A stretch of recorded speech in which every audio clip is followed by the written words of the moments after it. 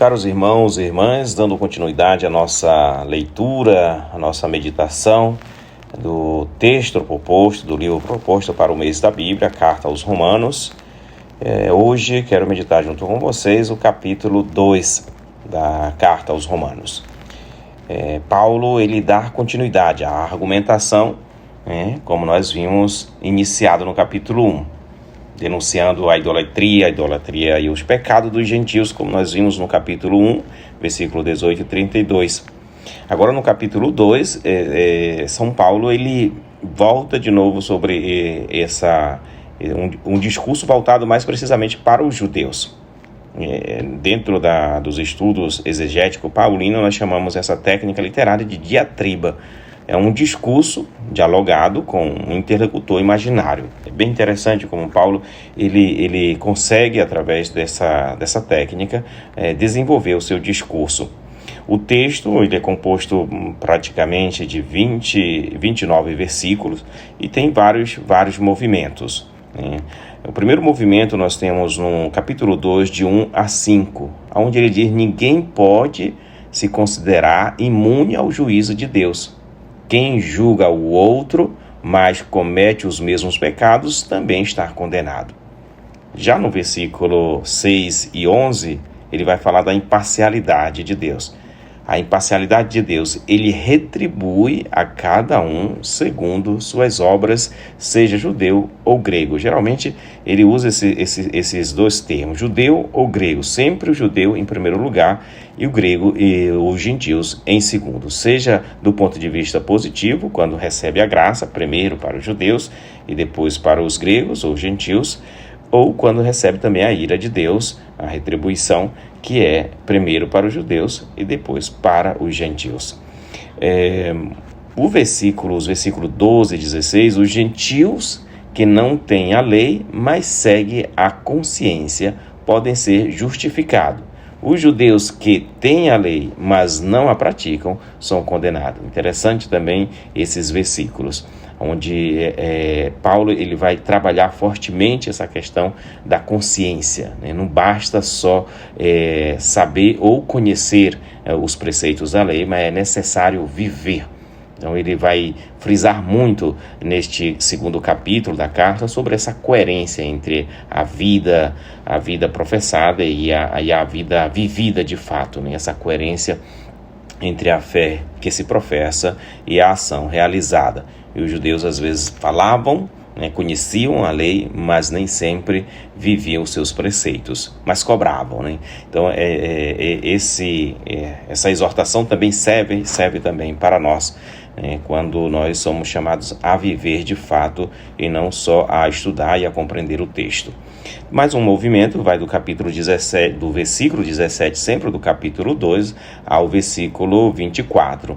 Crítica aos judeus que confiam na posse da lei e no título de povo eleito, mas não vive conforme ela. Ou seja, não basta só ter o título de judeu, de povo eleito, mas se não vivem também nada feito. E depois termina o último movimento deste capítulo, versículo 25 ao 29, verdadeira circuncisão. Ele vai falar dessa circuncisão, a do coração, realizada pelo Espírito, e não apenas o rito externo.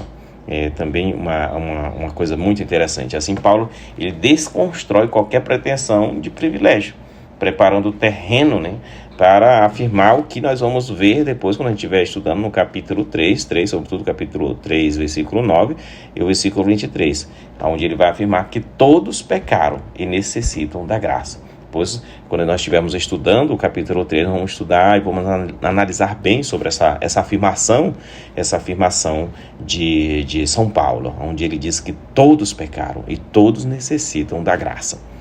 Então, do ponto de vista teológico, aqui nós temos neste capítulo bem três eixos centrais que são importantes nós frisarmos. A universalidade do juízo, Deus não é parcial, não basta ser judeu, nem ter a lei, nem realizar ritos externos. O critério na verdade, a vida segundo a verdade de Deus. Esse é o critério, não basta só realizar os ritos.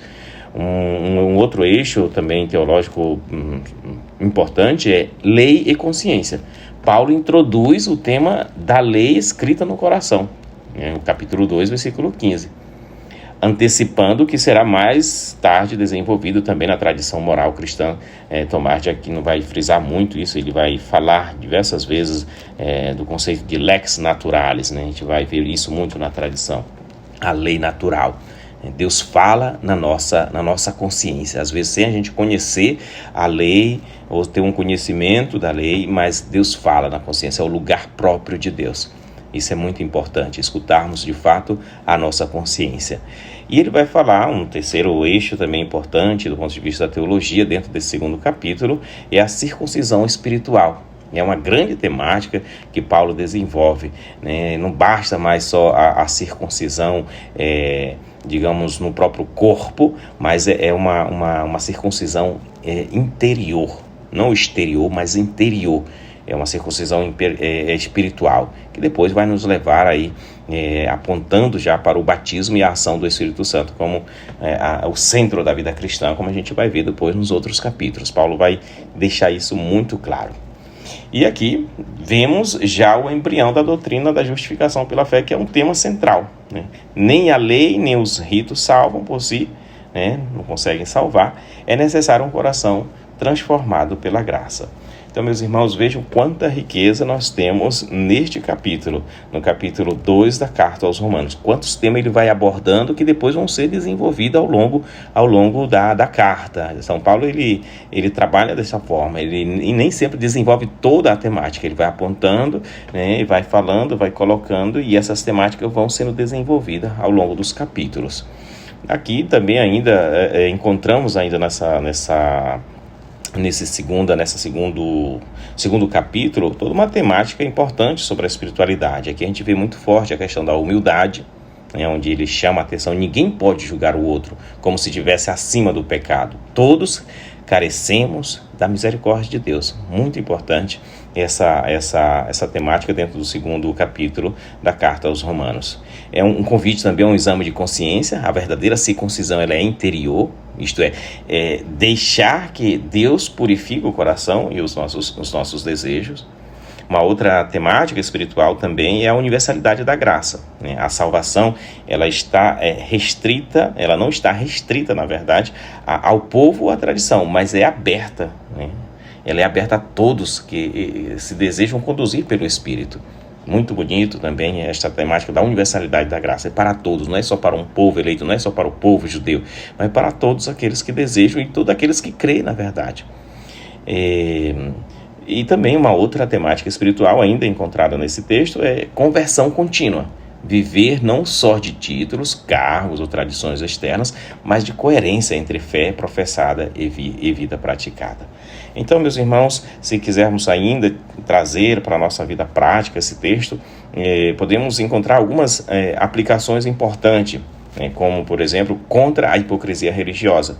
Paulo lembra que não adianta ter nome de cristão ou estar enganjado na igreja se não há vida coerente. É uma crítica sempre atual ao formalismo religioso. Isso a gente precisa estar sempre muito atento. Uma outra prática também, uma outra aplicação, digamos assim, para a nossa vida atual, é a valorização da consciência, né? Mesmo os que não conhecem explicitamente a fé cristã podem viver segundo a voz de Deus escrita no coração. Isso abre espaço para o diálogo interreligioso e com os não crentes, né? Pessoas que não têm a nossa fé, talvez, não têm a nossa religião, não participam, mas que dentro de si tem um coração voltado para Deus. A educação da fé, né? A catequese e pastoral podem limitar-se, não pode limitar-se aos ritos somente, né? E somente às tradições. É preciso formar consciências transformadas pela palavra e pelo Espírito. Então isso é muito interessante para cada um de nós. E tirando essas lições práticas para a nossa vida a partir de uma meditação séria do texto e paciente. Então esse é o segundo capítulo, tem com certeza muito mais inspirações e meditações para a gente fazer, mas essa aqui é uma meditação, digamos, geral, mas que nos ajuda a compreender bastante o texto que hoje nós nos propomos a meditar. Boa leitura e ficamos aí no aguardo do próximo episódio para meditarmos então o 3º capítulo. Muito obrigado, Deus abençoe a todos e um feliz mês da Bíblia. Não esqueçam de pegar o capítulo, ler, meditar e transcrever, copiar para o seu caderno, tá bom? Deus abençoe.